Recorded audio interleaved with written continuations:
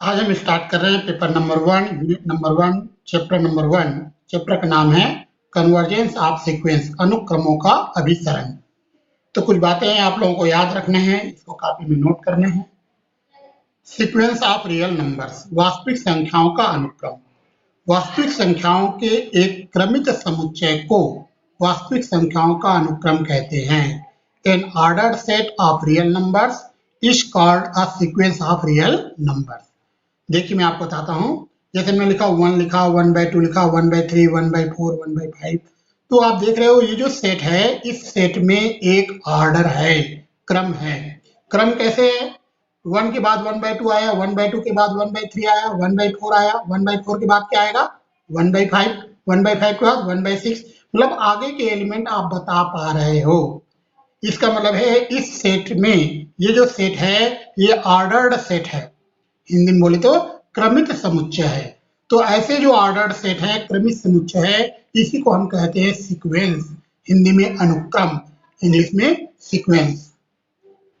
तो सीक्वेंस होने के लिए क्या कंडीशन है? ऐसा सेट होना चाहिए जिसके एलिमेंट में एक क्रम हो, मतलब ऑर्डर हो। बाउंडेड सीक्वेंस, परिबद्ध अनुक्रम। बाउंडेड कब कहलाएगा? जब इस सेट में जो हमने सीक्वेंस जो बनाया है, इसमें एक लिस्ट एलिमेंट हो और एक ग्रेटेस्ट एलिमेंट हो। मतलब एक सबसे छोटा एलिमेंट का अस्तित्व हो और सबसे बड़ा एलिमेंट का अस्तित्व हो। मतलब एस जो है वह दो नंबरों के बीच में, दो संख्याओं के बीच में एस के सभी एलिमेंट आ जाए तो एस कहलाएगा बाउंडेड। मैं आपको डेफिनेशन बताता हूँ। A sequence Sn is called bounded if there are two real numbers small m and capital M such that Sn का जो वैल्यू है वह स्मॉल m और कैपिटल M के बीच में है। मतलब small m is less than or equal to Sn is less than or equal to capital M for all n belong to natural number। मतलब जितने भी Sn है सारे एलिमेंट जो है, सारे Sn जो है वह स्मॉल m और कैपिटल M के बीच आ जाता है। तो यह जो सीक्वेंस Sn है ये कहलाता है बाउंडेड, हिंदी में परिबद्ध अनुक्रम। एग्जाम्पल समझाता हूं, देखो ये इसमें आप देखिए, ये एक सीक्वेंस हमने बना दिया। इसमें सबसे छोटा एलिमेंट क्या होगा? देखो 1 आप देखिए सारे एलिमेंट जो है, आप देखो सब एलिमेंट पॉजिटिव है। पॉजिटिव मतलब धनात्मक है, मतलब सारे एलिमेंट 0 से ग्रेटर है। लेकिन सारे के सारे एलिमेंट 1 से छोटा है या तो बराबर है। ये भी 1 से लेस देन है, ये भी 1 से लेस देन, ये भी 1 से लेस देन, ये भी 1 से लेस देन, ये 1 के इक्वल। तो हम देख रहे हैं कि हमारा जो Sn है वह एस के अंदर जितने भी एलिमेंट हैं वो सभी 0 और 1 के बीच हैं। किसके बीच है? 0 और 1 के बीच है। तो हमने लिखा है यहाँ अनुक्रम S का प्रत्येक संख्या 0 तथा 1 के बीच है। Every number of sequence Sn lies between 0 and 1। स्पष्ट है कि दिया गया अनुक्रम परिबद्ध है। Clearly given sequence is bounded. तो बाउंडेड कब कहलाएगा? जब एस के जितने भी एलिमेंट हैं, जितने भी अवयव हैं, सभी के सभी एक निश्चित संख्या, दो संख्याओं के बीच में उसका वैल्यू मिलता है ना। जैसे कि हमने बताया था इस क्वेश्चन में कि इसके जितने भी एलिमेंट है सभी का जो सभी के सभी जो है 0 से बड़े होंगे और 1 से छोटे होंगे। मतलब 0 और 1 इसका बाउंड्स हो गए। तो ये जो सीक्वेंस Sn है ये कहलाएगा बाउंडेड सीक्वेंस, परिबद्ध अनुक्रम। हम पढ़ रहे हैं मोनोटोनिक इंक्रीजिंग सीक्वेंस, एक दिष्ट वर्धमान अनुक्रम। तो ये जो सीक्वेंस है Sn is said to be monotonic increasing if Sn + 1 is greater than और equal to Sn for all n belong to natural number. एक अनुक्रम Sn को एक दिष्ट वर्धमान अनुक्रम कहते हैं यदि Sn + 1 is greater than equal to Sn for all n belong to natural number. मतलब इसका जो nवां पद है और Sn + 1वां जो पद है, इन दोनों में क्या रिलेशन होना चाहिए कि Sn + 1 ग्रेटर हो और Sn लेस देन हो। अगर ये कंडीशन सेटिस्फाई होता है तभी ये मोनोटोनिक इंक्रीजिंग सीक्वेंस कहलाएगा। एक एग्जांपल आप देखिए, देखो 2 4 6 8 इस प्रकार से लिए इसका nth टर्म होगा, nवां पर 2n आएगा। इसका Sn + 1 मतलब n + 1 टर्म है ना, मतलब n + 1 वा टर्म जो टर्म है वो क्या आएगा 2n + 1 मतलब 2n + 2। इन दोनों में ग्रेटर कौन है? Sn + 1 ग्रेटर है Sn से। तो ये कहलाएगा मोनोटोनिक इंक्रीजिंग सीक्वेंस। वैसे आप सीक्वेंस को देखकर भी आप डिसाइड कर सकते हो, क्योंकि देखो इसका जो फर्स्ट टर्म है और सेकंड टर्म में क्या रिलेशन है, first term is less than second term, मतलब सेकंड टर्म ग्रेटर देन है, फिर थर्ड टर्म सेकंड टर्म से भी ग्रेटर देन है, मतलब इसका जो एलिमेंट्स हैं, इसके जो अवयव है उनका वैल्यू बढ़ रहा है, इंक्रीज हो रहा है। देखो पहले 2 आया, फिर 4 आया, फिर 6 आया, फिर 8 आया, इस प्रकार से वैल्यू जब इंक्रीज हो रहा है तो ये कहलाएगा मोनोटोनिक इंक्रीजिंग सीक्वेंस। अगर वैल्यू डिक्रीज होता, जैसे देखो 1 के बाद 1/2, 1/3, 1/4, मतलब पहले 1 आया, फिर 1/2 आया, 1/3 आया, 1/4 आया, पहले 1, फिर 1 से छोटा 1/2, उससे छोटा 1/3, उससे छोटा 1/4, इसमें वैल्यूज डिक्रीज हो रहा है। मतलब Sn+1 और Sn में क्या रिलेशन आएगा, Sn+1 लेस देन आएगा किससे, Sn से। तो ऐसा कंडीशन, ऐसे अगर आ जाए सीक्वेंस, ये कहलाता है monotonic decreasing sequence.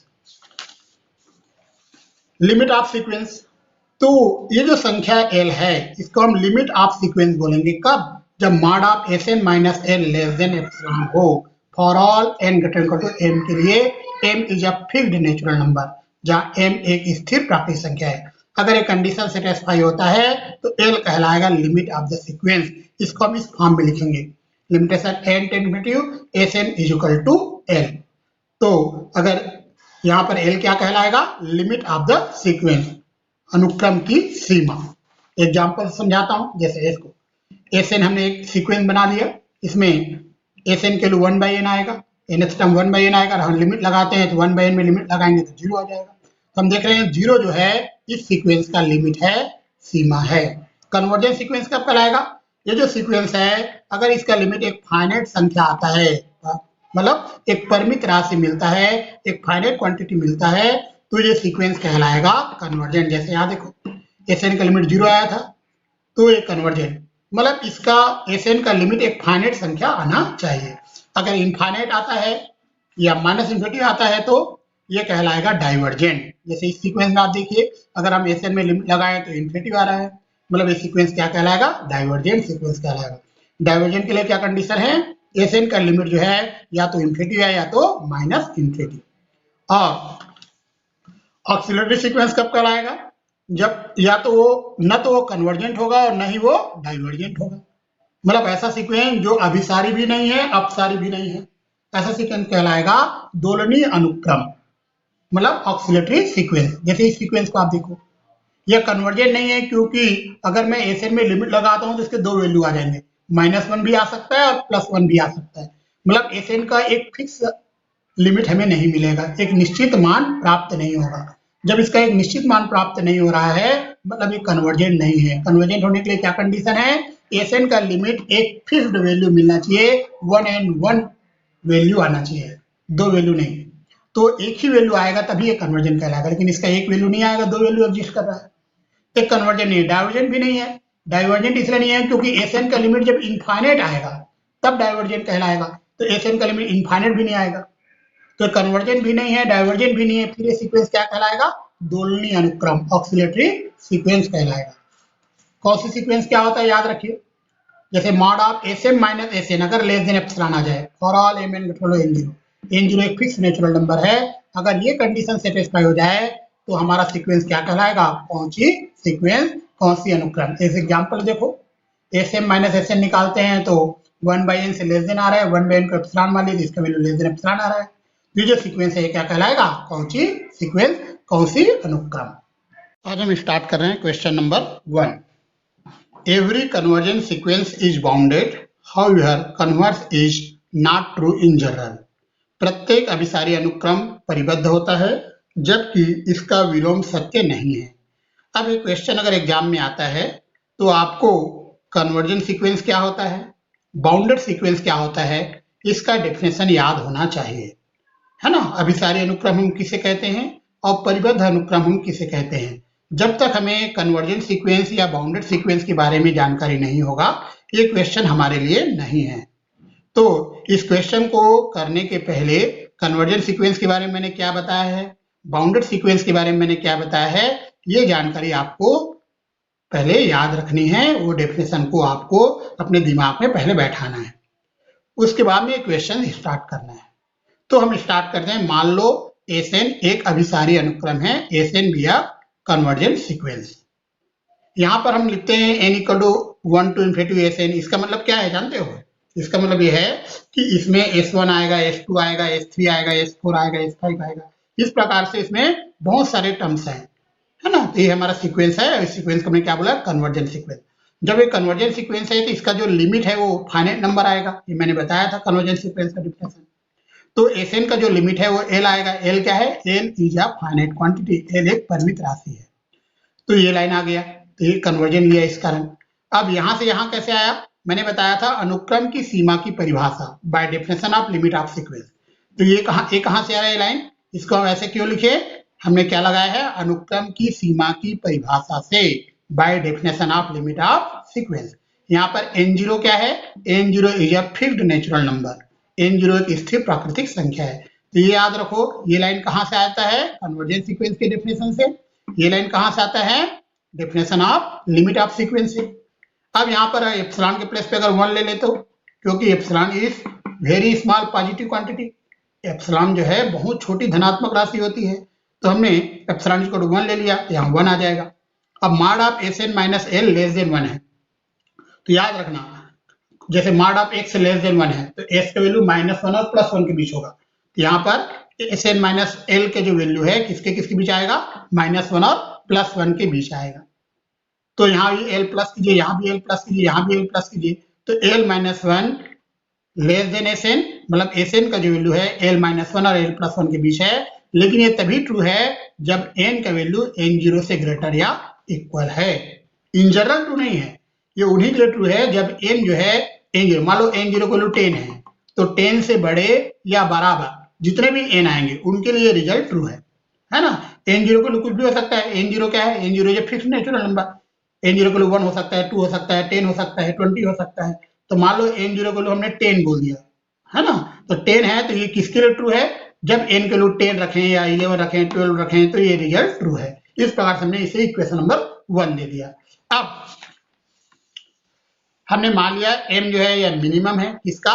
S1, S2 and so on l-1, और कैपिटल M मैक्सिमम है, किसका? S1, S2 and so on l+1। देखो ये स्मॉल m को मिनिमम लेने से फायदा ये हुआ कि स्मॉल m छोटा होगा S1 से, स्मॉल m छोटा होगा S2 से। इस प्रकार से जितने आएंगे सबसे छोटा होगा, l-1 से भी छोटा होगा स्मॉल m, और कैपिटल M मैक्सिमा है, मतलब S1 से ग्रेटर होगा, S2 से भी बड़ा होगा, S2 से भी ग्रेटर है, l+1 से भी ग्रेटर है कौन? Capital M। अब यहाँ पे इक्वेशन नंबर 1 में देखिए, l-1 से बड़ा Sn है, Sn से बड़ा क्या है? l+1। यहाँ पर m से बड़ा कौन है? l-1। l-1 से बड़ा कौन है? Sn। Sn से बड़ा कौन है? l+1। और l+1 से बड़ा क्या है? Capital M। अब ये सभी n के लिए आ गया, फॉर ऑल n, क्योंकि इसमें S1 S2 सबको हमने शामिल कर लिया। तो फॉर ऑल n के लिए तो हमारा जो Sn है सबसे लोएस्ट वैल्यू स्मॉल m है और सबसे ग्रेटेस्ट वैल्यू कैपिटल M है। तो हमारा जो Sn है किसके बीच आ गया? स्मॉल m और कैपिटल M के बीच आ गया, सभी n के लिए, for all n belong to natural number. इसका मतलब है हमारा Sn क्या हो गया? परिबद्ध हो गया, बाउंडेड हो गया। इसका विलोम सत्य नहीं है, इसका विलोम सत्य नहीं है। The converse is not true. क्यों सत्य नहीं है? क्योंकि इस सीक्वेंस को देखो, इस सीक्वेंस में क्या आएगा? -1 +1 -1 +1। मैंने बताया था इस सीक्वेंस को, इस अनुक्रम के बारे में मैंने बताया था, ये दोलनीय अनुक्रम है, ये कन्वर्जेंट नहीं है, लेकिन बाउंडेड तो है। बाउंडेड क्यों है? क्योंकि देखो इसका लोएस्ट वैल्यू क्या आएगा? -1 और ग्रेटेस्ट वैल्यू क्या आएगा? 1। तो this sequence is bounded but not convergent, है ना, क्योंकि ऑक्सिलेटरी सीक्वेंस है। तो लिखा है the converse is not true because the sequence, ये जो सीक्वेंस है is bounded sequence but it is not a convergent sequence. यह परिबद्ध अनुक्रम है किंतु अभिसारी नहीं है। तो यहाँ तक पूरा आंसर लिखोगे, यहाँ तक पूरा कंप्लीट होगा इस क्वेश्चन, है ना। क्वेश्चन करते हैं, यूनिकनेस ऑफ लिमिट, सीमा की अद्वितीयता। If the limit of sequence exist then it is unique. यदि अनुक्रम की सीमा विद्यमान है तो वह अद्वितीय होता है। अद्वितीय मतलब एक और केवल एक। Unique means one and only one. तो हमने मान लिया Sn be given sequence, Sn दिया गया अनुक्रम है। यदि संभव हो तो माना अनुक्रम Sn की दो सीमाएं L1 तथा L2 हैं। Suppose if possible L1 and L2 are two limits of the sequence Sn। Sn की दो लिमिट हम ले रहे हैं, L1 और L2। अब ध्यान रखिए, दो लिमिट तो हो नहीं सकता। क्या लिखा है, लिमिट क्या होना चाहिए, यूनिक होना चाहिए, अद्वितीय होना चाहिए। तो L1 और L2 दोनों को इक्वल लाना पड़ेगा, दोनों हमें बराबर है ये साबित करना पड़ेगा। तो Sn का लिमिट L1 भी है, Sn का लिमिट L2 भी है। अब हम लगाते हैं अनुक्रम की सीमा की परिभाषा। तो mod of Sn minus L1 less than epsilon आएगा, mod of Sn minus L2 भी लेस देन एप्सिलॉन आएगा। हमने एप्सिलॉन ना लेके एप्सिलॉन बाय 2 ले रहे हैं, लिख सकते हैं, क्योंकि epsilon very small positive quantity है, तो एप्सिलॉन की जगह एप्सिलॉन बाय 2 लिख दें, कोई प्रभाव नहीं पड़ेगा। यहाँ अगर एप्सिलॉन लिखते हो तो भी चलेगा, ऐसा जरूरी नहीं कि एप्सिलॉन बाय 2 ही लिखना है, लेकिन एप्सिलॉन बाय 2 भी लिख सकते हो, कोई इसमें प्रभाव नहीं पड़ेगा। यहाँ m1 m2 क्या है, दोनों फिक्स नेचुरल नंबर है। अब हम स्मॉल m लेंगे मैक्सिमा ऑफ m1 m2। तो जब स्मॉल m को हम मैक्सिमा ऑफ m1 m2 मान लेंगे, ये जो रिजल्ट है ये किसके लिए ट्रू था, for all n greater than m1। अब ये किसके लिए ट्रू था, for all n greater than m2। अब इन दोनों का मैक्सिमा हम कैपिटल M स्मॉल m ले लेते हैं, तो ये दोनों result for all n greater than m के लिए ट्रू हो जाएगा। मतलब पहला रिजल्ट भी for all n greater than m और सेकंड रिजल्ट भी for all n greater than m। इस रिजल्ट के लिए दोनों ही ट्रू हो जाएंगे, क्योंकि m क्या है, मैक्सिमा है किसका, m1 और m2 का। अब यहाँ पे ध्यान दीजिए, हम निकाल रहे हैं mod of L1 minus L2, यहाँ Sn प्लस किए माइनस किए, मॉड को अलग अलग किए, लेस देन इक्वल टू आएगा। इसको हम इस प्रकार से लिख सकते हैं, मॉड के अंदर है, ये किससे लेस देन एप्सिलॉन बाय 2 से, ये किससे लेस देन एप्सिलॉन बाय 2 से, देखो ये एप्सिलॉन बाय 2 से लेस देन, तो दोनों को ऐड करें तो क्या आ गया, epsilon mod of L1 minus L2 less than epsilon आया। एप्सिलॉन टेंडिंग टू 0 लिए, टेंडिंग टू 0 है, याद रखना है, एप्सिलॉन इज इक्वल टू 0 नहीं लिखा, एप्सिलॉन टेंडिंग टू 0 लिखा है। एप्सिलॉन के प्लेस पे 0 आएगा, क्योंकि यहाँ टेंडिंग टू 0 लिखा है, इस कारण लेस देन इक्वल टू भी आएगा। अब less than mod of L1 L2 less than or equal to 0, less than यहाँ लेस देन था, यहाँ लेस देन इक्वल टू क्यों आया, क्योंकि हमने क्या लिखा है, एप्सिलॉन टेंडिंग टू 0, एप्सिलॉन 0 की तरफ जा रहा है ना। तो यहाँ पर mod of L1 minus L2 की वैल्यू निगेटिव तो हो नहीं सकता, लेस देन 0 तो हो नहीं सकता, तो क्या आ जाएगा, इक्वल टू 0, मॉड लगा हुआ है, लेस देन 0 नहीं आएगा, इक्वल टू 0 आएगा। तो mod of L1 minus L2 is equal to 0 हो जाएगा। तो L1 माइनस L2 0 हुआ, तो L1 इक्वल टू क्या होगा, L2। स्पष्ट है कि अनुक्रम की सीमा अद्वितीय होती है, clearly the limit of the sequence is unique. तो याद रखना इसको, एक बार यहां से और समझाता हूं। एप्सिलॉन इज इक्वल टू 0 लिखता, मान लो यहाँ लेस देन ही साइन रहता है ना, एप्सिलॉन की जगह 0 आ जाता, लेकिन मैंने क्या लिखा है, एप्सिलॉन टेंडिंग टू 0, तो एप्सिलॉन के प्लेस पे 0 आएगा, लेकिन टेंडिंग टू 0 लिखा है, इसी कारण हमें लिमिट पॉइंट तक जाना पड़ता है, तो लेस देन का लेस देन इक्वल टू लिखना पड़ेगा। स्टार्ट करें question number 3। Every Cauchy sequence is bounded, but the converse is not true. प्रत्येक कौची अनुक्रम परिबद्ध होता है, किंतु विलोम सत्य नहीं है। तो कौची सीक्वेंस क्या होता है, इसका डेफिनेशन आपको याद रखना है। A sequence Sn is said to be Cauchy sequence if mod of Sn minus Sn less than epsilon for all mn greater than equal to n0, where n0 is a fixed natural number. तो ये जो sequence है Xn, इसको हम Cauchy अनुक्रम तभी कहते हैं जब mod of Sn minus Sn less than epsilon हो, जहां पर m और n दोनों ही n0 से ग्रेटर देन या इक्वल टू है, और n0 एक स्थिर प्राकृतिक संख्या है। तो इस डेफिनेशन को जो सेटिस्फाई करता है वो कहलाता है कौची अनुक्रम, कौची सीक्वेंस। बाउंडेड सीक्वेंस, परिबद्ध अनुक्रम। सीक्वेंस Sn, एक sequence Sn is said to be bounded if Sn का जो वैल्यू है वह स्मॉल m और कैपिटल M के बीच है। अगर Sn का वैल्यू स्मॉल m और कैपिटल M के बीच है, तो ये value for all n belong to natural number, मतलब n के वैल्यू 1 2 3 4 जो भी रखो, सीक्वेंस के अंदर जितने भी नंबर्स है सभी का वैल्यू स्मॉल m और कैपिटल M के बीच है, तो ये जो सीक्वेंस है कहलाता है बाउंडेड। यहाँ पे स्मॉल m और कैपिटल M दोनों क्या है, रियल नंबर है, वास्तविक संख्या है। तो ये कौची सीक्वेंस और बाउंडेड सीक्वेंस का डेफिनेशन आपको याद रखना है। इस क्वेश्चन में क्या प्रूव करना है, every Cauchy sequence is bounded. तो हम मान लेते हैं Sn भी कौची सीक्वेंस, Sn एक कौची अनुक्रम है, तो mod of Sn minus Sn less than epsilon आएगा। ये लाइन कहां से आ रहा है, कौची सीक्वेंस के डेफिनेशन से। यहाँ पर for all mn greater to n0, यहाँ m और n दोनों ही वेरी कर रहे हैं, हम एक को फिक्स करते हैं, m या n दोनों में से किसी एक को फिक्स कर रहे हैं, तो हमने m इज इक्वल टू मान लिया n0। तो m इज इक्वल टू जब n0 मान लिया, यहाँ m के प्लेस पे n0 आ जाएगा। अब एक ही वेरी कर रहा है, for all n greater to n0। यहाँ पे दो वेरी कर रहे थे m और n, तो एक को फिक्स कर दिया, m को हमने n0 पर फिक्स कर दिया, ये आ गया। इसको आप ऐसे लिख सकते हो, मॉड के अंदर है तो Sn माइनस Sn0। अब एप्सिलॉन की वैल्यू अगर हम 1 ले लें, एप्सिलॉन क्या होता है? वेरी स्मॉल पॉजिटिव क्वांटिटी, बहुत छोटी धनात्मक राशि। एप्सिलॉन के प्लेस पे 1 ले लें तो ये आ जाएगा। अब इसका जो मॉड है वो किससे लेस देन है? 1 से, मतलब इसका जो वैल्यू है वह -1 और +1 के बीच होगा, क्योंकि इसका जो मॉड है किससे लेस देन है? 1 से। एक बात याद रखना, जैसे आपको बताता हूँ, जैसे मैं लिखता हूँ mod of x less than 3, तो x का जो वैल्यू है -3 और +3 के बीच होगा। जैसे मैं लिखता हूँ mod of x less than 1, तो x का जो वैल्यू है -1 और +1 के बीच आएगा। ये बात आप याद रखिए। तो इसका जो मॉड है Sn माइनस Sn0 का जो वैल्यू है वो किसके बीच आएगा? -1 और +1 के बीच आएगा। अब यहाँ पे Sn0 प्लस किए, यहाँ भी Sn0 प्लस किए, यहाँ भी Sn0 प्लस किए, यहाँ से Sn0 हट जाएगा, तो Sn0 -1 लेस देन Sn और लेस देन Sn0 +1। ये इक्वेशन नंबर 1 दिए। हमने स्मॉल m मान लिया minimum of S1 S2 S3 and so on, और कैपिटल M मान लिया maximum of S1 S2 and so on। तो स्मॉल m की वैल्यू S1 से छोटा है, S2 से भी छोटा है, S3 से भी छोटा है, तो स्मॉल m की वैल्यू इन सबसे छोटा है, मतलब Sn0 -1 से छोटा है। वैसे कैपिटल M मैक्सिमा है, मतलब S1 से ग्रेटर है, S2 से भी ग्रेटर है, S3 से भी ग्रेटर है, Sn0 +1 से भी ग्रेटर है। कौन? Capital M। तो कैपिटल M किससे ग्रेटर है? Sn0 +1 से ग्रेटर है। ये इक्वेशन 2, 1 और 2 को मिला देते हैं, तो स्मॉल m से बड़ा कौन है? Sn0 -1। इससे बड़ा कौन है? Sn। इससे बड़ा कौन है? Sn0 +1। और Sn0 +1 से बड़ा कौन है? Capital M। तो हम देख रहे हैं कि Sn का वैल्यू स्मॉल m और कैपिटल M के बीच आ गया।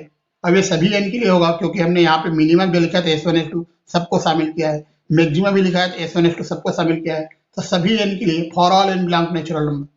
तो Sn का जो वैल्यू है स्मॉल m और कैपिटल M के बीच आ गया, और for all n belong to natural number के लिए लागू हो रहा है, तो Sn क्या कहलाएगा? बाउंडेड कहलाएगा। अब इस क्वेश्चन में एक और पार्ट है, उसमें लिखा हुआ है the converse is not true. इसमें क्या लिखा है? The converse is not true. तो कन्वर्स ट्रू नहीं है, इसके लिए भी एक आप एग्जांपल दे सकते हो, ऐसे लिखना आप, द कन्वर्स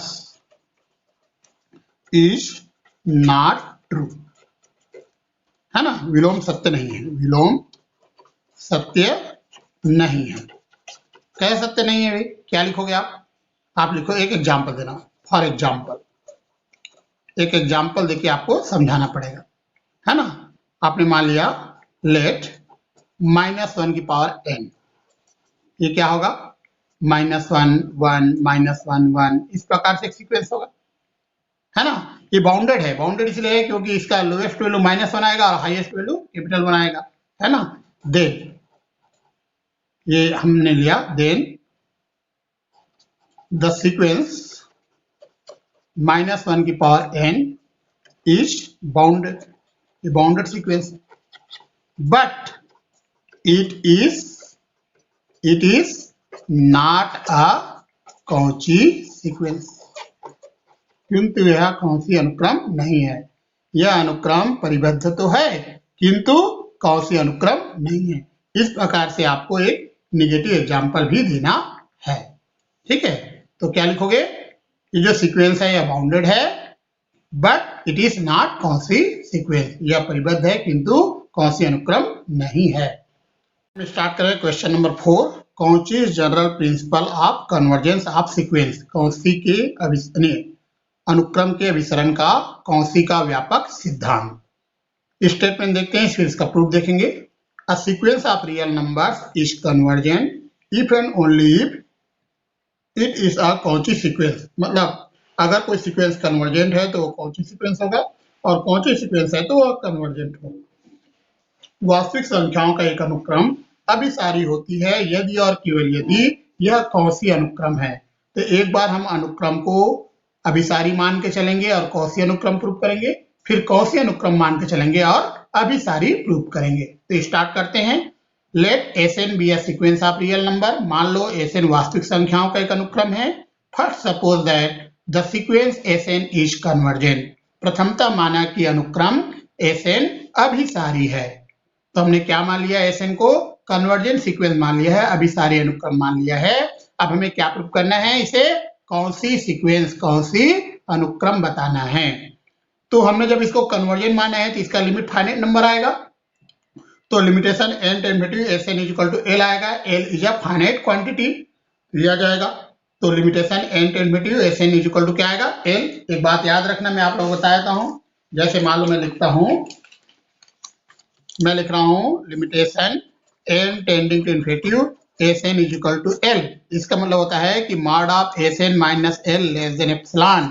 ये लीजिए, यहां से यहां कैसे आते हैं, अनुक्रम की सीमा की परिभाषा से, bye definition of limit of sequence. या एप्सिलॉन न लिखे, अगर एप्सिलॉन बाय 2 लिख दोगे तो भी चलेगा, उसमें कोई प्रभाव नहीं पड़ेगा।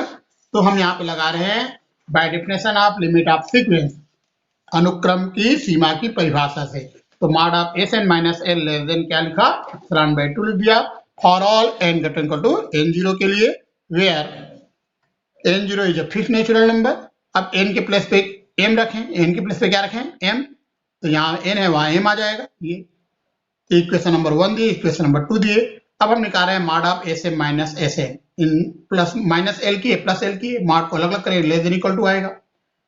यहाँ मॉड के अंदर है, इसको इस प्रकार से लिख दो, mod of S N minus L, ये आ जाएगा लेस देन एप्सिलॉन बाय 2 यहाँ से, और ये वाला आएगा, ये भी लेस देन एप्सिलॉन बाय 2 यहाँ से। यहाँ लिखा है for all N greater equal to n0, यहाँ लिखा है for all m greater equal to, दोनों को मिला दीजिए, तो for all mn greater than equal to n0। तो हम देख रहे हैं कि mod of S M minus S N less than epsilon आया, for all mn greater equal to n0। ये किसका डेफिनेशन है, कौन सी अनुक्रम का, कौन सी सीक्वेंस का। तो हम बोलेंगे this shows that the sequence S N is a कौन सी सीक्वेंस, यह दर्शाता है कि अनुक्रम एस एन कौन सी अनुक्रम है। अब इसका कन्वर्स पार्ट करते हैं। Conversely suppose that the sequence S N is कौन सी सीक्वेंस, विलोमता माना कि अनुक्रम एस एन एक कौन सी अनुक्रम है। कौन सी अनुक्रम का डेफिनेशन लगा दीजिए।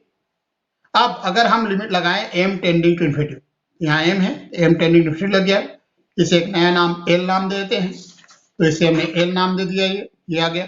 तो mod of S N minus L less than epsilon है। तो इसका मतलब क्या हुआ कि एस एन का जो लिमिट है वो क्या है, l है। अब एस एन का लिमिट अगर l आ रहा है तो एस एन क्या कहलाएगा, कन्वर्जेंट कहलाएगा, अभिसारी कहलाएगा। इस प्रकार से क्वेश्चन कंप्लीट होता है, इसे नोट कीजिए, जो डाउट आता है हमसे पूछिए। हम स्टार्ट करते हैं question number 5। So that the sequence 1 by 3 plus 1 by 3 का square plus plus plus 1 by 3 to the power n equal to 1 to infinity is convergent and find its limit। दर्शाइए कि ये जो अनुक्रम है यह अभिसारी है तथा इसकी सीमा ज्ञात कीजिए। गिवन सीक्वेंसेस दिया गया अनुक्रम है, ये हमारा गिवन सीक्वेंस है। तो एस एन का वैल्यू है 1 by 3 प्लस 1 by 3 का square plus plus plus 1 by 3 की power n, taking limit n tending to infinity, सीमा n टेंडिंग टू इन्फिनिटी लेने पर। तो बहुत सारे हम लिमिट ऑपरेट करते हैं n टेंडिंग टू इन्फिनिटी। अब यहाँ से यहाँ आप लोगों को मैं बताता हूँ sum of n terms in GP, किसी गुणोत्तर श्रेणी में n पदों का योगफल का ये फार्मूला है। इस फार्मूला को याद रखिए, this is formula for sum of n terms in geometric progression. तो a into 1 minus R to the power n upon 1 minus R, यहाँ पर a का वैल्यू 1 by 3 है और r का वैल्यू भी 1 by 3 आएगा। तो हमने पुट कर दिया। r की वैल्यू कैसे कैलकुलेट करते हैं, you divide second term by first term.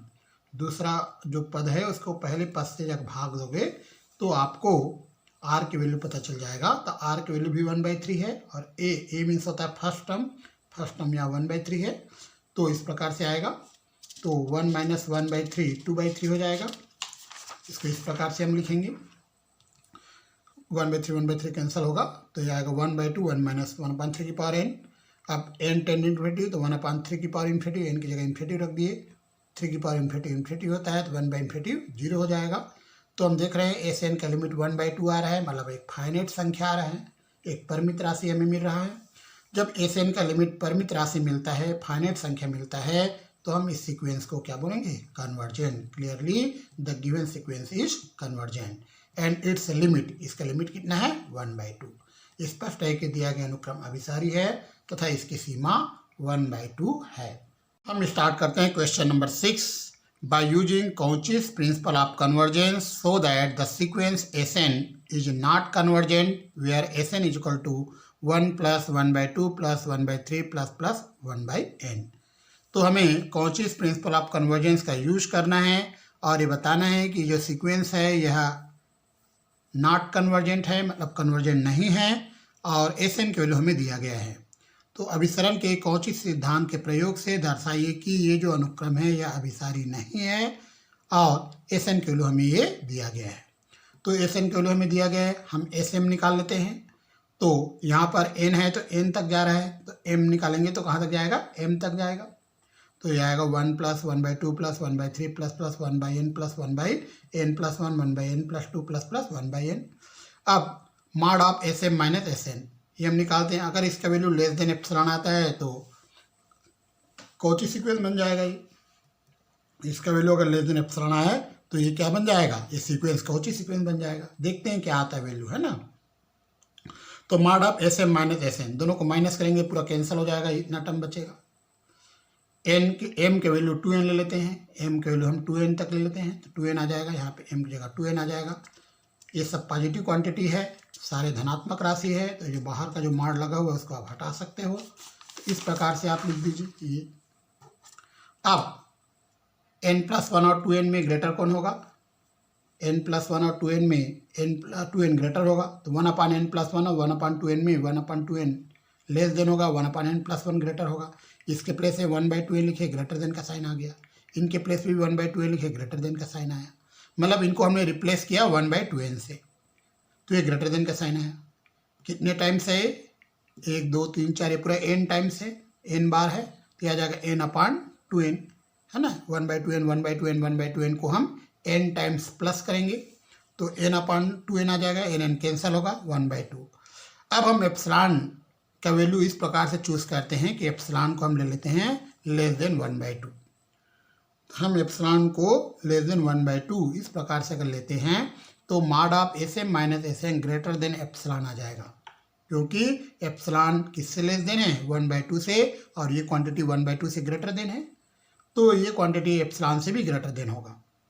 यह दर्शाता है कि अनुक्रम एस एन एक कौची अनुक्रम नहीं है। This shows that the sequence S N is not a Cauchy sequence. यह कौची सीक्वेंस नहीं है क्योंकि इसका वैल्यू ग्रेटर देन क्या आ रहा है, एप्सिलॉन आ रहा है।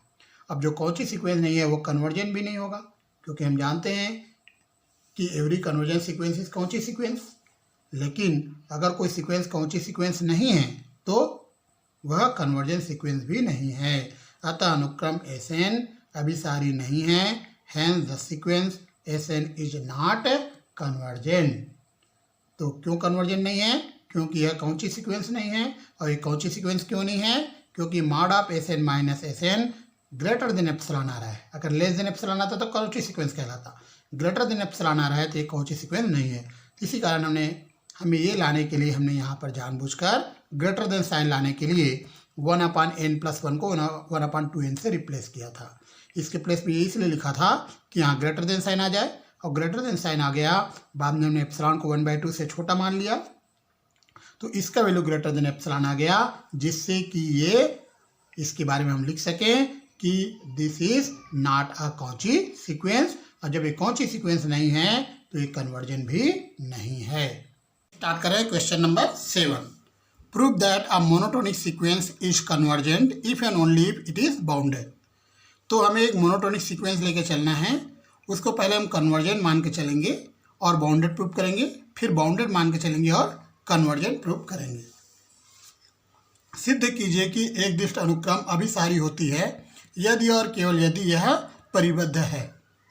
मतलब अभिसारी अनुक्रम मान के चलना है, सबसे पहले उसको अभिसारी मानेंगे, एक दिष्ट अनुक्रम को अभिसारी मानेंगे और परिबद्ध प्रूव करेंगे, फिर परिबद्ध मान के चलेंगे और अभिसारी प्रूव करेंगे। तो इस क्वेश्चन को करने के लिए हमें सबसे पहले कुछ डेफिनेशंस की जरूरत पड़ेगी, मोनोटोनिक सीक्वेंस का, कन्वर्जेंट सीक्वेंस का और बाउंडेड सीक्वेंस का। तो हम देखते हैं मोनोटोनिक सीक्वेंस, एक दिष्ट अनुक्रम किसे कहते हैं। A sequence Sn is said to be monotonic increasing sequence if Sn is less than or equal to Sn+1। अगर Sn और Sn+1 में ये रिलेशन है तो हम इस सीक्वेंस को कहते हैं मोनोटोनिक इंक्रीजिंग सीक्वेंस। हिंदी में क्या कहेंगे, एक दिष्ट वर्धमान अनुक्रम जब Sn जो है वह लेस देन और इक्वल टू है Sn+1 से। कन्वर्जेंट सीक्वेंस, अगर Sn का लिमिट L आता है, Sn में अगर हम लिमिट लगाते हैं L आ रहा है, L क्या है, एक फाइनाइट क्वांटिटी है, परिमित राशि है, तो यदि limitation n tended to S N is equal to L, तो ये जो सीक्वेंस है ये कहलाएगा कन्वर्जेंट सीक्वेंस, अभिसारी अनुक्रम। बाउंडेड सीक्वेंस क्या होता है? बाउंडेड सीक्वेंस के लिए क्या कंडीशन है? ये जो सीक्वेंस है इसका जो वैल्यू है, एस एन का जो वैल्यू है वो स्मॉल एम और कैपिटल एम के बीच आना चाहिए for all N belong to natural number. मतलब इस सीक्वेंस में जितने भी एलिमेंट्स हैं सभी का जो वैल्यू है वो इन दोनों संख्याओं के बीच आना चाहिए, स्मॉल एम और कैपिटल एम के बीच। अगर ऐसा आता है तो ये जो सीक्वेंस है ये कहलाएगा बाउंडेड सीक्वेंस, परिबद्ध अनुक्रम। हम क्वेश्चन में आते हैं। हमने मान लिया एस एन एक मोनोटोनिक इंक्रीजिंग सीक्वेंस है, एक दृष्ट वर्धमान अनुक्रम है, तो एस एन लेस देन होगा एस एन प्लस वन से for all N belong to natural number. अगर हम एम को लेस देन ले एन से तो एस एम और एस एन में क्या रिलेशन आएगा? एस एम छोटा होगा और एस एन बड़ा होगा। ये इक्वेशन नंबर 1 दे दिया। First suppose that the sequence S N is convergent. हमने मान लिया ये सीक्वेंस एस एन कन्वर्जेंट है, अभिसारी है। अभिसारी है तो इसका लिमिट एल आएगा। एल एक फाइनल क्वांटिटी, एक परिमित राशि है। अब हम लगाते हैं by definition of limit of sequence, अनुक्रम की सीमा की परिभाषा से। तो इसको हम क्या लिख सकते हैं? Mod of S N minus L less than epsilon. यहाँ से यहाँ कैसे आया? ये आया है by definition of limit of sequence, अनुक्रम की सीमा की परिभाषा से। अब एप्सिलॉन के लिए 1 चूज कर लेते हैं, तो mod of S N minus L less than 1 आ जाएगा। इसका वैल्यू, इसका जो वैल्यू है वो लेस देन 1 आ रहा है, यहाँ मॉड लगा हुआ है, इसका मतलब हुआ इसका वैल्यू -1 और +1 के बीच होगा। मतलब एस एन माइनस एल का जो वैल्यू है वो -1 और +1 के बीच आएगा। क्यों आएगा? क्योंकि मैं आपको बताता हूँ, ये देखिए, जैसे मान लो मैं लिखता हूँ mod of x less than 3, इसका मतलब है एस का जो वैल्यू है -3 और +3 के बीच आएगा। अगर mod of x less than 1 लिखूँ तो एस का वैल्यू किसके बीच आएगा? -1 और +1 के बीच। यहाँ पे एस एन माइनस एल का जो वैल्यू है -1 और +1 के बीच आएगा। यहाँ पे एल प्लस किए, यहाँ भी एल प्लस किए, यहाँ भी एल प्लस किए तो आ जाएगा। इक्वेशन नंबर 2 दिए। हमने स्मॉल एम मान लिया minimum of S1, S2, S3 and so on L-1, और कैपिटल एम ले लिया maximum of S1, S2, S3 and so on L+1। तो ऐसा लेने से बेनिफिट क्या है? स्मॉल एम जो है वह S1 से भी छोटा होगा, S2 से भी छोटा होगा, S3 से भी छोटा होगा और L-1 से भी छोटा होगा। वैसे कैपिटल एम S1 से ग्रेटर होगा, S2 से भी ग्रेटर होगा, S3 से भी ग्रेटर होगा और L+1 से भी ग्रेटर होगा। तो small M less than or equal to L-1 और L+1 less than or equal to capital M. अब इक्वेशन नंबर 2 और 3 को मिलाते हैं, तो स्मॉल एम से बड़ा कौन है? L-1, L-1 से बड़ा SN है, SN से बड़ा L+1 है और L+1 से बड़ा कैपिटल एम है। मतलब हमारा जो SN है वो स्मॉल एम और कैपिटल एम के बीच आ रहा है। मतलब ये जो सीक्वेंस है ये क्या हो गया? बाउंडेड हो गया, परिबद्ध सीक्वेंस हो गया, परिबद्ध अनुक्रम बन गया। अब हम कन्वर्स पार्ट करते हैं। Conversely suppose that sequence SN is bounded. विलोमता माना कि अनुक्रम SN परिबद्ध है। अब हमने मान लेते हैं ये सीक्वेंस हमारा बाउंडेड है, परिबद्ध है। कैपिटल एम हमने मान लिया अपर बाउंड है, अपर बाउंड मतलब ऊपरी परिबद्ध। तो SN का वैल्यू कैपिटल एम से छोटा होगा। यह कैपिटल एम क्या है? अपर बाउंड है, ऊपरी परिबद्ध है। तो SN का वैल्यू किससे छोटा होगा? कैपिटल एम से छोटा होगा। अगर इसमें एप्सिलॉन प्लस कर दें तो ये और बड़ा हो जाएगा, मतलब SN लेस देन होगा M plus epsilon. Equation number 4 दिए। Bye definition of upper bound, ऊपरी परिबंध की परिभाषा से। यहाँ पर देखो स्मॉल SN जो है वो किससे छोटा है?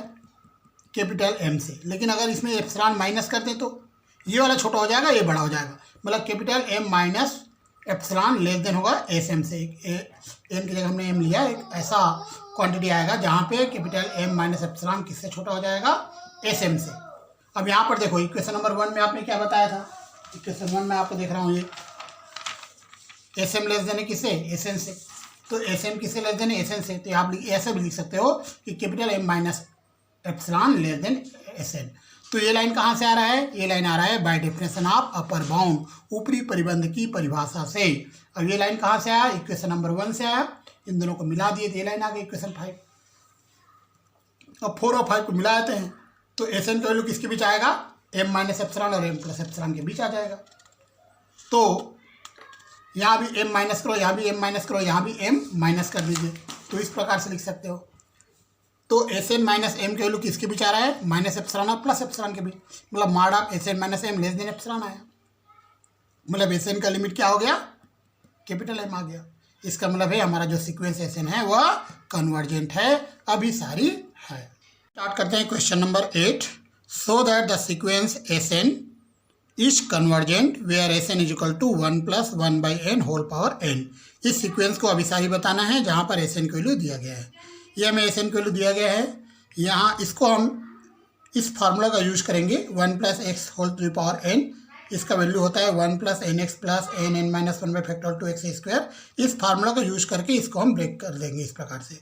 यहाँ पर एस के प्लेस पे 1 बाई एन है, तो यहाँ से यहाँ कैसे आया, इस फार्मूला का हमने यूज किया है।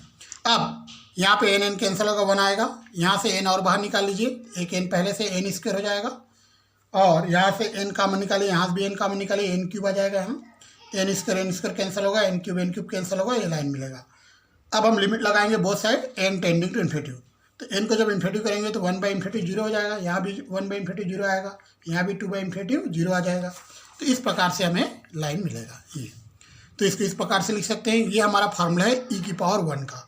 ई की पावर एस का ये फार्मूला होता है, याद रखिए। एस के प्लेस पे 1 पुट कर दीजिए तो ई की पावर 1 का ये फार्मूला आएगा। तो एस एन का जो लिमिट है ई आ रहा है, ई एक फाइनाइट क्वांटिटी है, परिमित राशि है, तो हम बोलेंगे सीक्वेंस हमारा एस एन जो है वह कन्वर्जेंट है, अभिसारी है। स्टार्ट करते हैं question number 9। Find the limit of the sequence S N. अनुक्रम एस एन की सीमा ज्ञात कीजिए। एस एन की वैल्यू इस फॉर्म में हमें दिया गया है, तो एस एन की वैल्यू गिवन है, दिया गया है।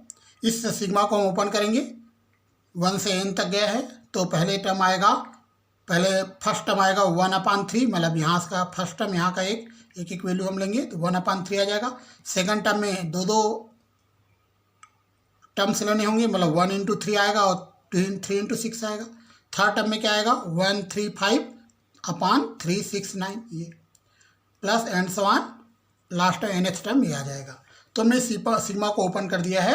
पहला टर्म में 1/3 आएगा, सेकंड टर्म हमारा 1 इंटू 3/3 इंटू 6 आएगा, थर्ड टर्म ये आएगा इस प्रकार से। अब लिमिट लगा रहे हैं एन टेंडिंग टू इन्फिनिटिव, तो पूरा इन्फाइनाइट तक चला जाएगा। यहाँ पर इसको सॉल्व करेंगे तो ये आ जाएगा 1/6, ये आ जाएगा 5/54, 1/3, इसे हमने इक्वेशन नंबर 1 दे दिया है। अब एक फार्मूला आप याद रखिए, 1 minus X whole power minus N, इसका फार्मूला याद रखिए। एस के प्लेस पे हम 2/3 ले रहे हैं और एन के प्लेस पे 1/2 सॉरी। तो एस के प्लेस पे क्या रखोगे, 2/3, और एन के प्लेस पे 1/2 रख दीजिए। इसको सॉल्व करोगे, सिंप्लीफाई कीजिए तो ये आंसर आ रहा है। ये जो 1 है इसको राइट लेफ्ट साइड ले आइए, इस साइड दिया जा रहा है। अब देखो इक्वेशन नंबर 1 का राइट साइड, इक्वेशन नंबर 2 का राइट साइड दोनों सेम है। इक्वेशन नंबर 1 का राइट साइड देखिए, इक्वेशन नंबर 2 का राइट साइड देखिए, सेम है। तो हमारा एस एन का लिमिट ये आ जाएगा, इसको सॉल्व करने से आएगा √3 - 1। अब यहाँ पर आपको अगर एक क्वेश्चन एग्जाम में आता है, पहले तो ये क्वेश्चन आप अच्छे से समझ लीजिए। अगर इस टाइप का क्वेश्चन या यही क्वेश्चन एग्जाम में आता है तो आपको ये फार्मूला याद रखना है, और एक्स और एन का वैल्यू क्या लेना है ये भी आपको याद रखना पड़ेगा। तो एस का वैल्यू क्या लेना है अपन, 2/3, और एन का वैल्यू क्या लेना है 1/2, तभी ये सीरीज हमें मिलेगा। तो इस टाइप का क्वेश्चन देख लीजिए, क्वेश्चन को अच्छे से। इस टाइप का क्वेश्चन एग्जाम में आता है या यही क्वेश्चन एग्जाम में आता है, सेम क्वेश्चन है ना। इस टाइप का एक और केवल एक ही क्वेश्चन है हमारे पास, तो एक ही क्वेश्चन है, तो यही क्वेश्चन अगर एग्जाम में आता है तो आपको यहाँ तक तो आप ले आओगे इस सीरीज को ओपन करके इक्वेशन नंबर 1 तक, और इसके बाद में ये फार्मूला आप याद रख करके जाओगे। एस के प्लेस पे 2/3 पुट कर दो, एन के प्लेस पे 1/2, तो ये वाला सीरीज मिल जाएगा। ये जो 1 आएगा इसको लेफ्ट साइड ले आना, तो यही सीरीज सेम मिलेगा। फिर दोनों इक्वेशन 1 और 2 को इक्वेट कर दीजिए और आपका आंसर आएगा √3 - 1। स्टार्ट करें question number 11। State and prove Cauchy's first theorem on limit. Cauchy का सीमा पर प्रथम प्रमेय लिखिए तथा सिद्ध कीजिए। तो ये स्टेटमेंट आपको याद रखना है। क्या स्टेटमेंट पढ़ते हैं, if an n = 1 to infinity is a sequence of real numbers and limitation n to infinity an = L, then limitation n to infinity a1 plus a2 plus an upon n = L। तो यहाँ पर an वास्तविक संख्याओं का अनुक्रम है और an का लिमिट L दिया गया है। हमें बताना है कि इसका जो लिमिट है वह भी L के इक्वल है। तो स्टार्ट करते हैं। हमने bn मान लिया, an का वैल्यू मान लिया bn + L for all n belong to natural number के लिए। जब हम an में लिमिट लगाएंगे तो लेफ्ट साइड में लगाएंगे तो राइट साइड भी लिमिट लगेगा। यहाँ पर n है नहीं तो L आएगा, क्योंकि हम लिमिट क्या लगा रहे हैं, n टेंडिंग टू इन्फिनिटिव। यहाँ n है, यहाँ भी n है, बोथ साइड लिमिट ऑपरेट होगा। यहाँ पर देखो इसका वैल्यू किसके इक्वल है, L के इक्वल है, L कैंसिल होगा तो बी एन का जो लिमिट होगा वह क्या होगा 0। इसे इक्वेशन नंबर 1 दे दीजिए, इसका हम आगे यूज करेंगे। अब हमने ए एन इक्वल टू क्या एज्यूम किया था, बी एन प्लस एल, तो ए वन क्या होगा B one plus L, A two क्या होगा B two plus L, A three क्या होगा B three plus L, A N क्या होगा बी एन प्लस एल, इस प्रकार से आएगा। तो यहाँ पर A one plus A two plus and so on N upon N, तो ए वन की वैल्यू रखा, ए टू की वैल्यू रखा, ए थ्री की वैल्यू रखा, ए एन की वैल्यू रखा अपान एन। यहाँ देखो L L L N times N L आ जाएगा, B one plus B two plus B N plus N L upon N आ जाएगा। यहाँ पर एन एन कैंसिल होगा तो प्लस एल होगा, बोथ साइड लिमिट ऑपरेट कर देंगे। और यहाँ पे इक्वेशन नंबर 1 में आप देखिए, इक्वेशन नंबर 1 में आप देख रहे हो कि बी एन में जब लिमिट लगाते हैं तो आंसर क्या आता है 0। तो ये तो 0 हो जाएगा लिमिट लगाने से, तो इसका जो वैल्यू है किसके इक्वल आ जाएगा, एल के इक्वल आ जाएगा। ये इस प्रकार से यह क्वेश्चन नंबर 11 कंप्लीट होता है। बात करते हैं क्वेश्चन नंबर 12। ये हमारा क्वेश्चन नंबर 12 है, लिमिटेशन एन डेरिवेटिव इतना इक्वल टू हमें प्रूव करना है ई। तो कॉची का सीमा पर द्वितीय प्रमेय आपको याद रखना पड़ेगा, Cauchy second theorem of limit, ये आपको स्टेटमेंट याद रखना है। Limitation N derivative N whole power 1 by N is equal to limitation N derivative A N plus 1 upon N. इसका प्रूफ एग्जाम में नहीं पूछेगा, लेकिन ये स्टेटमेंट आपको याद रखना है। इसे हम कहते हैं कॉची का सीमा पर द्वितीय प्रमेय, Cauchy second theorem on limit, ये आपको याद रखना है। अब इसको देखो और क्वेश्चन को देखो और डिसाइड कीजिए ए एन की वैल्यू क्या लेना चाहिए। तो हमें ये पूरे को, इस पूरे को ए एन एग्ज्यूम करना पड़ेगा। तो हम ए पूरे को ए एन एग्ज्यूम कर लिए। अब हमें ए एन तो मिल गया, लेकिन हमें क्या चाहिए ए एन प्लस 1 चाहिए। तो एन के प्लेस पे एन प्लस 1 रख दो, तो जहाँ एन है वहाँ एन प्लस 1 आ जाएगा इस टाइप के। तो ये हमारा एन हुआ, ये हमारा एन प्लस 1 हुआ। जब ए एन है तो इसमें एन टर्म्स आ रहे हैं, देखो power 1 power 2 power 3 power N तक गया है ना, 1 भी आया 2 भी आया 3 भी आया एन तक आया। अब एन प्लस 1 है तो 1 आएगा 2 आएगा 3 आएगा एन आएगा और एन प्लस 1 आएगा, एक टर्म एक्स्ट्रा आ जाएगा। अब इन दोनों को जब डिवाइड करेंगे तो पूरा कैंसिल हो जाएगा, ये वाला टर्म बचेगा। तो हमने इसको डिवाइड कर दिया। अब इसमें क्या लगाते हैं लिमिट, तो चलिए हम इसमें लिमिट लगा देंगे। ये इसको हम इस प्रकार से लिख सकते हैं, है ना, इस प्रकार से हमने लिख दिया। तो ये आ गया। अब हम इसे लिमिट लगाते हैं, लिमिट लगाएंगे तो ये आ जाएगा। इसका वैल्यू ई के इक्वल हो तो याद रखना limitation N derivative 1 plus 1 by N के पावर एन ई होता है। तो ये क्या आ गया ई आ गया। अब हम कौशी का सीमा पर द्वितीय प्रमेय यूज करते हैं, द्वितीय प्रमेय। इसको वैल्यू ई याद रखना, लेकिन इसको याद रखना इसका वैल्यू क्या होता है ई, यहाँ एन है या एन प्लस 1 है तो भी ई आएगा, है ना। तो ये याद रखना। इसका हम प्रूफ आपको दे चुके हैं, एक आध बार और दे देंगे। इसका प्रूफ होगा पिछले क्वेश्चन में, देखना इसका वैल्यू ई आता है। तो ये ई आ गया। अब कॉशी का सेकंड थ्योरम यूज करते हैं, ये एन के प्लेस पे रख दीजिए, इसके प्लेस पे ई आ जाएगा, तो हमारा प्रूफ हो जाएगा। क्वेश्चन नंबर 12 हम स्टार्ट करते हैं। क्वेश्चन नंबर 13 ये हमारा क्वेश्चन है। क्वेश्चन इस फॉर्म में पूछा जा सकता है, ऐसा भी आ सकता है, ऐसा भी आ सकता है। तो आपको कॉशी का सीमा पर द्वितीय प्रमेय याद रखना है, तो इसको आपको लेना पड़ेगा ए एन।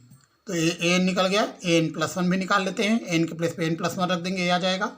इन दोनों को डिवाइड करेंगे, फैक्टोरियल एन प्लस 1 को हम लिखेंगे एन प्लस 1 फैक्टोरियल कैंसिल होगा।